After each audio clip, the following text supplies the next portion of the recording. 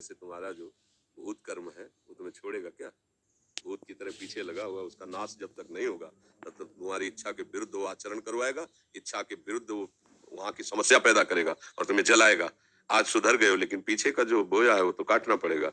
या फिर ऐसा भजन करो कि आग लगा दो गोदाम में पूरे, वो भगवान कर सकते हैं क्योंकि गोदाम तक हमारी पहुंच ही नहीं है, वो भगवान कर सकते। इसीलिए भगवान कहते हैं अहम त्वं सर्वपापेभ्यो मोक्षयिष्यामि मा शुचः। तो आप भगवान का आश्रय लेकर भजन करो। ये उतार और चढ़ाव यात्री को प्राप्त होता ही रहता है। यात्रा सब नहीं होती, चढ़ाव और उतार ये जीवन की यात्रा है, इसमें उतार चढ़ाव आते रहेंगे। तुम यात्री कहाँ के हो?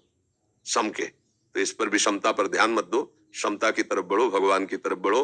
सारे कर्म भस्म हो जाएंगे। जब तक ये शरीर है तो कर्म परिपाक से भोगना पड़ेगा, चाहे भजन करो चाहे ना करो। ध्यान रखना, चाहे भजन करो चाहे ना करो। अगर सुख पुण्य का प्रभाव आ रहा है तो तुम खूब कत्ल कर रहे हो, पर तुम खूब आनंद से दिखाई दोगे। और जिस दिन तुम्हारे कुकर्म का ये वर्तमान को पीछे का जुड़ेगा तो तुम्हारे सर्वनाश हो जाएगा। अब जैसे आप खूब भजन कर रहे हो लेकिन इसकी रचना के समय कि आपको इस अवस्था में ये दंड मिलेगा, अब वो दंड आएगा। अब भजन के प्रभाव से आप रामकृष्ण हरि जपते हुए शुद्ध विवेक के द्वारा सह लीजिए और आगे तुम्हारा मंगल है।